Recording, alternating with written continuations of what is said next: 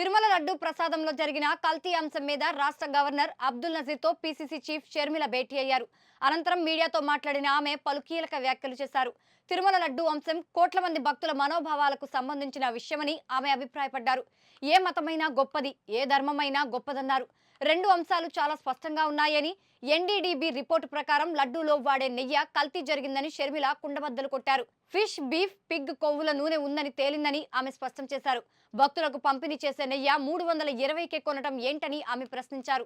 స్వామి ప్రసాదానికి వాడే నెయ్యి 1600కు కొంటున్నారని, 320కి కొనేది నెయ్యనా లేక నూనె అంటూ ఆమె వైసీపీ హయాంలో జరిగిన కొనుగోళ్లను ప్రశ్నించారు. ఈ అంశంపై రాష్ట్ర ప్రభుత్వం దర్యాప్తు చేసిన కేంద్ర సంస్థలతో కూడా దర్యాప్తు చేయించాలని షర్మిల డిమాండ్ చేశారు. తిరుపతి దేవస్థానంలో ప్రసాదంలో జరిగిన కల్తీ గురించి ఈరోజు గవర్నర్ గారిని కూడా కలవడం జరిగింది. గవర్నర్ గారికి వివరంగా చెప్పడం జరిగింది.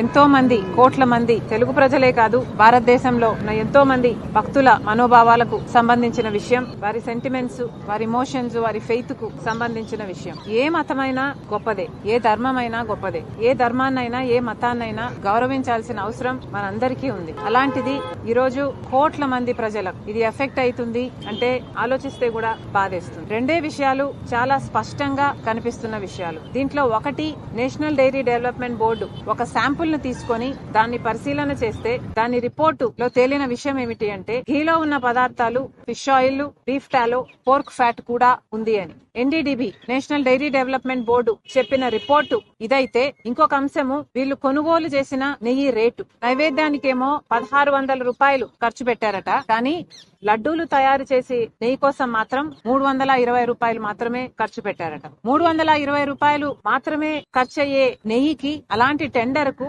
వీళ్ళు ఓకే చెప్పడం అంటే, అవి కూడా పక్కన నైవేద్యానికి వాడే నెయ్యి 1600కు ఓకే చెప్పి, మరి 320 రూపాయలకే వాళ్ళు సప్లై చేస్తున్నది నెయ్యి, నూనె, నీళ్ల, క్రూడ్ ఆయిల్ ఏమి సప్లై చేస్తున్నారు అన్న కనీసం ఇంగితం లేకుండా ఆ టెండర్లు ఓకే అయిపోయాయి, ఆ సప్లై మొదలైపోయింది. దాంట్లోనే అర్థం అయిపోతుంది ఏదో తప్పు జరిగింది అని. ఈ రెండు విషయాలు ఇంత స్పష్టంగా కనిపిస్తున్నాయి. ఒకటి, నేషనల్ డైరీ డెవలప్మెంట్ బోర్డు ఇచ్చిన రిపోర్ట్ లో ఉన్న కల్తీ, ఇంకొకటి వాళ్ళు సప్లై చేస్తున్న నెయ్యి కాస్ట్. ఈ రెండు విషయాలు పరిశీలన చేస్తే తప్పు జరిగింది అన్న విషయం స్పష్టం అవుతుంది. కానీ జగన్మోహన్ రెడ్డి గారి ప్రభుత్వంలో ఏ సప్లయర్లనైతే వాళ్ళు చూస్ చేశారో, ఏ టెండర్లనైతే వాళ్ళు ఓకే చేశారో, అవే టెండర్లు, అవే సప్లయర్లు ఇచ్చిన శాంపుల్స్ ప్రకారం వచ్చిన రిపోర్టు వల్ల ఇది తప్పు అని తెలిస్తే, మరి చంద్రబాబు గారు ఈ విషయం తెలిసింది 23 జులై అయితే దాదాపు 2 నెలల పాటు ఎందుకు ప్రజలకు చెప్పలేదు అన్నది అర్థం కాని విషయం. కాబట్టి ఇది భక్తికి సంబంధించిన విషయం కాబట్టి, ఇది రాజకీయాలకు అతీతంగా చూడాల్సిన అవసరం ఉంది. కాబట్టి